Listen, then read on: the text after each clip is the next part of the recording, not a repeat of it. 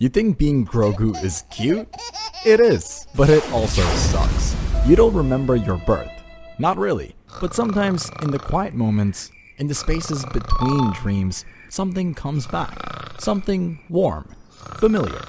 Golden lights streaming through high-arched ceilings, gentle voices speaking in tones you don't understand but somehow trust, a hand, 3 fingers, wrinkled but kind, resting on your head, and then screaming. You were born on Coruscant, in the heart of the Republic, inside the Jedi Temple itself, raised not by a mother, not by a father, but by teachers and texts, routines and rules. Before you even understood what childhood meant, you were being trained to suppress it. You weren't a kid. You were a student, a future, a vessel for something ancient and powerful. That's what they told you. That's what they needed you to be. But the Force doesn't care what you're ready for. Because one night, the temple wasn't quiet anymore. The polished halls were filled with blaster fire. Your caretakers, once calm and centered, were suddenly running, yelling, falling. You saw Jedi, real Jedi, cut down by the very troopers who used to smile at you in the corridors. You heard screams echo down marble hallways that used to be silent. And then, it found you. The pain in the air, the panic, the fear. It hit you all at once like the Force itself had shattered in your tiny chest. You didn't know what was happening. You didn't understand what Order 66 meant. You just knew one thing. You had to hide. And you did. For the hours, days maybe, inside the walls, under the floors, in the cold, dark cracks of a temple that no longer felt sacred. And then someone found you. Not to kill, to protect. You still don't know who smuggled you out of there. You just know that you left the Jedi Temple in a container. Small, cramped, alone. And from that point on, the galaxy was never safe again. Coruscant disappears behind you, replaced by hiding spots and shadows. You're passed from person to person. Jedi sympathizers, smugglers, deserters, none of them stick around long. Some die, some run.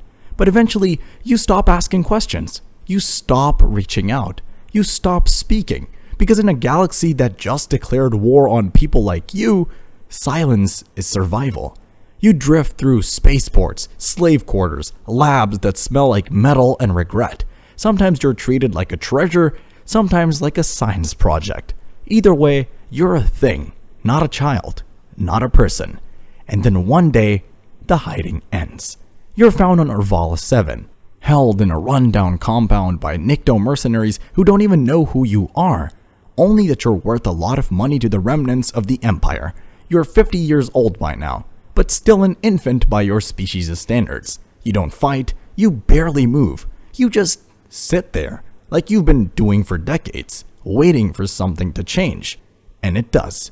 He walks in wearing Beskar armor and a silent stare. No name, no questions, just a job. He fights his way through the compound like it's nothing.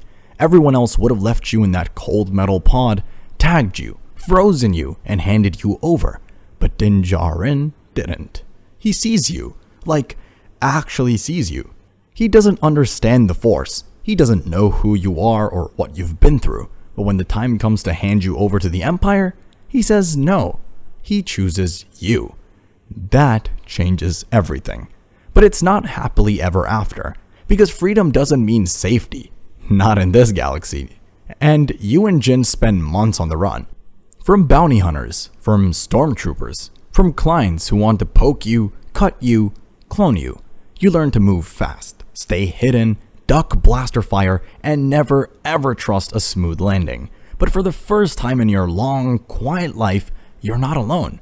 Din feeds you, protects you, speaks for you when you can't. And even though he has no idea what the Force is, or what you're capable of, he doesn't look at you like you're a weapon. He looks at you like a child. You play with the controls on his ship. You curl up in his seat. You save him from mudhorns. You eat frogs. Too many frogs. You're still a kid, remember? A weird, green, 1,000-credit priced kid, but still. And when you reach out with the Force when you lift things you shouldn't be able to, stop monsters in their tracks, or heal wounds with your tiny glowing fingers, Din doesn't run. He doesn't get scared. He just says, thank you. You finally have a clan. Clan Mudhorn. You meet Ahsoka Tano on Corvus, a Jedi who left the Order. She sees what you are immediately, but when Din asks her to train you, she refuses, says you're too attached, says you've already seen too much pain, says that fear, for you, isn't a danger, it's a scar that won't heal. And she's right, because when you reach out through the Force on Tython, when you sit on that ancient stone and let the energy flow through you like wind through an open window, someone hears it. Luke Skywalker, the Jedi, the legend, the last hope of the galaxy, and when he comes for you, he arrives in silence and green-bladed fire. You don't cry, you don't panic, you just look up at Din with wide, glassy eyes, and the only thing you feel is goodbye. He lets you go, because real love is sacrifice. Training with Luke is different.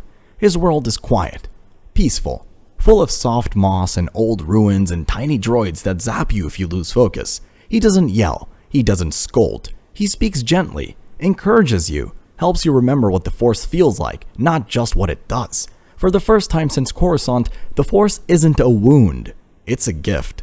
But even then, something doesn't fit. You miss Din, you miss the sound of the ship, the smell of oil and dust, the armor clanking as he walks, the quiet bedtime rites, the silly little ball from his gear shift. That's what you remember, not lightsaber forms or meditation drills. So Luke gives you a choice. Take the armor or the saber, Mandalorian or Jedi. And you choose Din, but that decision comes with a price. You're no longer a Jedi, but you're not just a foundling either. You're something in between, a creature shaped by war, trained in peace, held in silence, and loved by someone who doesn't need you to be anything other than you. You return to Nevarro, you help fight off the remnants of the Empire. You see IG-11 fall, rise again, fall again. You face Moff Gideon twice. You fight off Praetorian guards. You pilot mechs. You use the Force to save your people. You stop a firestorm. You choose your clan. But even now, the galaxy hasn't stopped watching you. Because no matter where you go, no matter how many times Din picks you up, tucks you in, or teaches you how to say this is the way, someone, somewhere, still wants to use you, to clone you, control you, break you. You're not just Grogu. You're a myth wrapped in armor, a legacy tied to a saber you never wielded, a symbol painted on the side of a ship no longer flying. And no matter how small you are, no matter how sleepy or hungry or giggly, you carry a legacy that others would kill for. You don't know where you come from, you don't know where you're going, but you know what you are.